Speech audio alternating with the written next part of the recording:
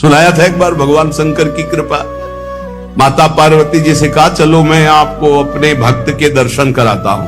बोले चलो प्रभु। तो बोले पहले अभक्त के दर्शन कर लो, तब भक्त के दर्शन आप सुख पाओगी। तो गए तो सुपारी कतर रहे थे बैठे, इसमें बढ़िया गद्दा लगा हुआ था, गिरदा लगा हुआ, 50 गाय 50 भैंसे दूध दुही जा रही थी। प्रातःकालीन का समय था। संत वेश में गए और कहा भगत जी 100 ग्राम दूध दे दो, शालिग्राम भगवान को स्नान कराना है। चल दिया सुबह से, और क्या क्या बोलना सुन। महादेव जी ने कहा हे भगवान, जितनी संपत्ति और वैभव इससे दुगना इसकी कर दो। माता जी ने कहा औघड़ इसीलिए कहा जाता है इनको, बड़े औघड़ नाथ है। 100 ग्राम दूध ले दिया, गाली दिया, ऊपर से कह रहे संपत्ति कह दे दुगनी। बोली नहीं पर अंदर अंदर ये बहुत विचित्र औढ़र दानी है इनका। आशुतोष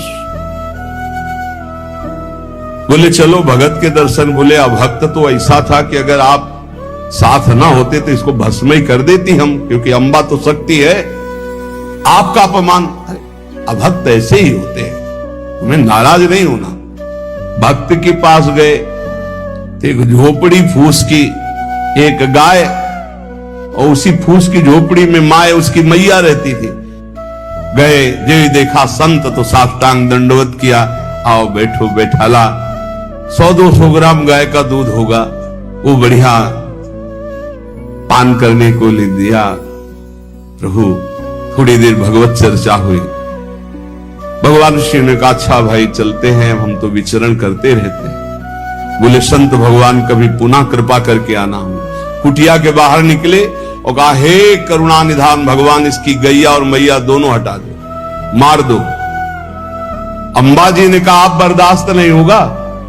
100 ग्राम दूध नहीं दिया तो उसको दुगना संपत्ति दे दी, और एक गाय पूरा दूध आपको पिला दिया, और मैया बातचीत करने के लिए थी उसको भी आपने मार दिया। कहा कि ये क्या है? बोले अभी तुम नहीं समझ। जब इतनी संपत्ति में साधु अपमान करके ऐसी गालियां देता, जब डबल संपत्ति होगी तो ऐसा अपराध करेगा घोर नरक जाएगा, समझो। और इसका कुछ मन मैया में जाता है, कुछ गैया में जाता है। दोनों भगवान के पास गए, भी अखंड हमारा चिंतन करेगा, ये हमें लीन हो जाएगा।